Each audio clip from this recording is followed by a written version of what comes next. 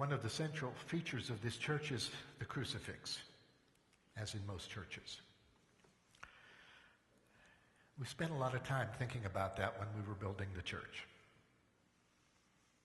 And we wanted some connection to the previous crucifix in the old church, which now hangs in the side entrance. This hanging Christ is from this gospel. In St. John's Gospel, different from Matthew, Mark, and Luke, Jesus is in control of the situation. He is not being pushed around. He is in charge and letting things happen. If you look at this, there's a sense of triumph even in his death. And that's what we celebrate on Good Friday. Not the torture of the cross. We know torture and suffering is real. We can all write the book on this. It is the triumph of the cross. How through suffering and dying, Jesus redeemed the world.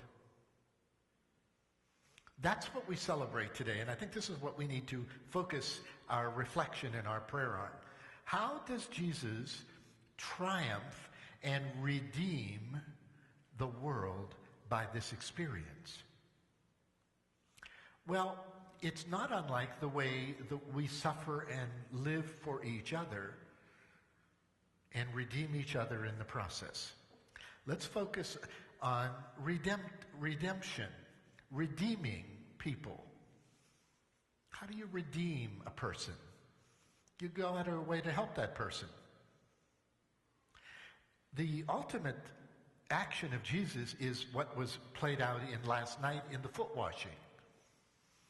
He washes the feet like a slave, and he is in charge of them. But he doesn't act like he's in charge. He acts like the one who's taken care of them. This is the meaning of salvation and redemption. We believe in a God who is not vindictive, because we are. We think God is too if we're not careful. Do unto others before they do it unto you. Get those suckers. Jesus plays a different game. It's not a game. He reveals a God who goes to the nth degree to enter into the worst of the unredeemed human situation that goes back to Adam and Eve in order to rescue it and to show the power of God over the worst of the worst, which is what we question. If God is so powerful, why do we suffer? It's not over yet, folks. The victory has been won. That is our hope. But we need to follow. Our life's journey is not finished yet. And what is being asked on our life's journey? To go through this in one way or another too. Not for torture. Suffering is not for its own sake. You can go one way or the other with suffering. You can become very embittered. I hate everything that I'm going through. I'm miserable. Woe is me, and look, it looks like everybody else is better, and poor me.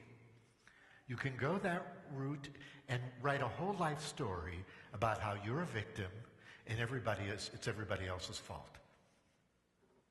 And if not theirs, then blame God who let it happen. Or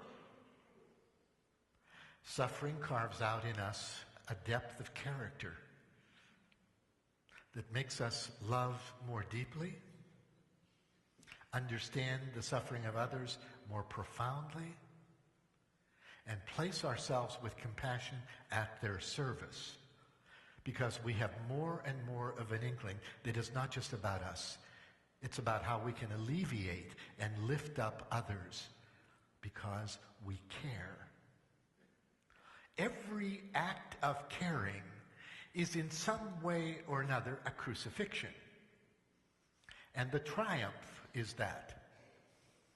The triumph is that through our entering into the mystery of the things that are not right in life, and not being blown away by it, but being somehow willing to fight the good fight and deal with it, God will bring new life.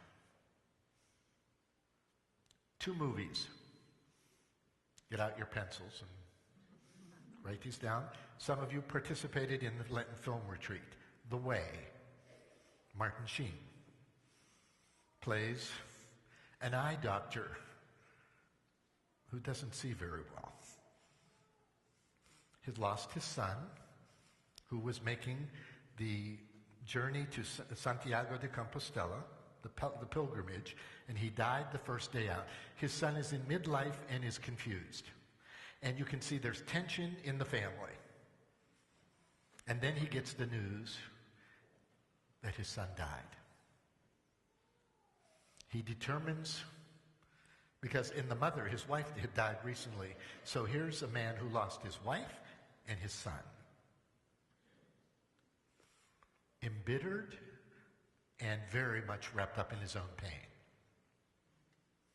Long story short, he goes to France, identifies the remains, and decides to finish the 500-mile walk into Spain, to Santiago de Compostela, to complete it for his son who didn't make it.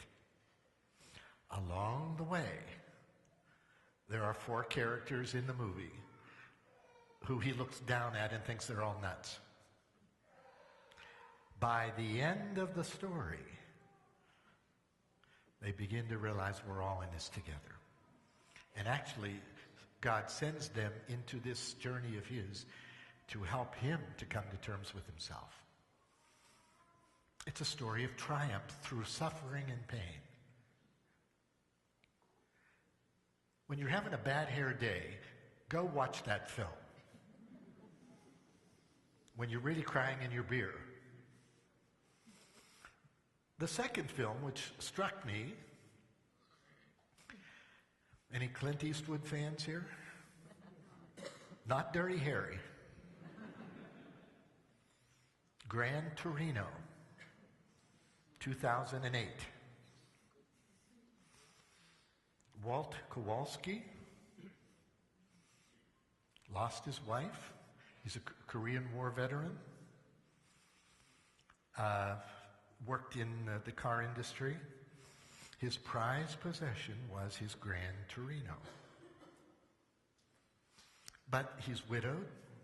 He has horrible memories of the Korean War. And he now lives in a neighborhood in Detroit that is a changing neighborhood, and the Asians have moved in, who he can't stand. Well, the whole story, again, here's a suffering man, and then one of the sons in the family living next door tries to steal his Gran Torino, the ultimate sin. Long story short, the family makes their son work for him as penance. They strike a relationship. There are gangs in the neighborhood among the Asians themselves. The Clint Eastwood character befriends this family who has suffered. And by the end of the film, has done a heroic thing for this young man and that family and that community at his own expense. And the young fella gets the Gran Torino, in case you're wondering. But he suffers in the process. But it's not a suffering that goes nowhere. It's a suffering that brings life to others. Now, we got to not look down our nose at Hollywood all the time and say, everything's so terrible. The human stories are the ways in which our faith also can be nurtured. Because we see how suffering in human experience, in everybody, it is universal, can make or break you. Through faith, our suffering can deepen us to become more Christ-like and more giving and more redemptive of others. Both of these characters in these movies were redeemed and helped to redeem others by putting themselves out. That's for you and me too. If we're going to claim discipleship of Christ, and if we're going to say we believe in Good Friday, by the way, this is not the end of the story. If you just come on Good Friday once a year, you're in the wrong church. Because if it all ends today, let's all quit. We're here for Sunday. We do not go to Jerusalem to plant flowers at Jesus' grave. He's not there. We must celebrate that the cross opens up something out of which God brings the new.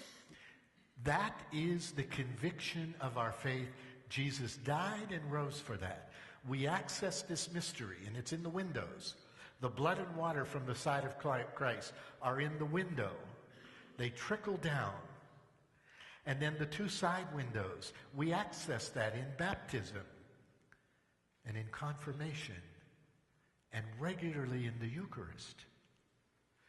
That's how we are redeemed and drawn closer to Christ and then sent to others with this saving mystery to help to redeem them, because that's what's happened to us.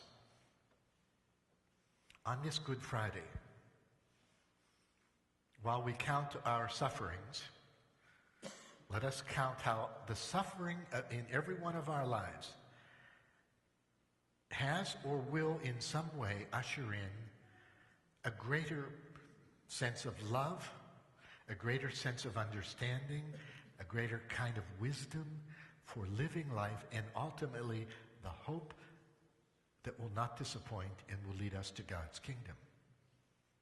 And let us pray for the whole world.